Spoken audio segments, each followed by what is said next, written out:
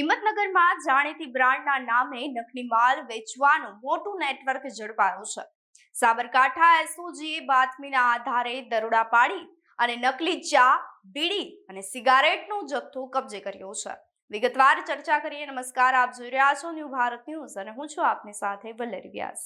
હિંમતનગરમાં ગાયત્રી મંદિર રોડ પર આવેલી ધારેશ્વર સોસાયટીમાં આ પાપનો વેપાર ચાલી રહ્યો હતો. ભાડાના મકાનને જ ગોડાઉન બનાવી અને વેપારી અજીત કિરીટભાઈ શાહ લોકોના સ્વાસ્થ્ય સાથે ચેડા કરતો હતો. વિવિધ નામાંકિત કંપનીઓના રેપર અને પેકિંગનો ઉપયોગ કરી અને નકલી માલ પધરાવવાનું આ સમગ્ર કૌભાંડ હવે સામે આવી ગયું છે.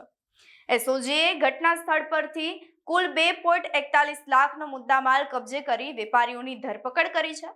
તો બનાવટી વસ્તુઓનો આટલો મોટો જથ્થો પકડાયા બાદ સમગ્ર હિંમતનગરમાં ખળભળાટ મચી ગયો છે. હવે જોવાનું એ રહેશે કે આ નકલી માફિયાના મૂળિયા ક્યાં સુધી ફેલાયેલા છે અને પોલીસ કેટલાના ગળા સુધી પહોંચી શકે છે.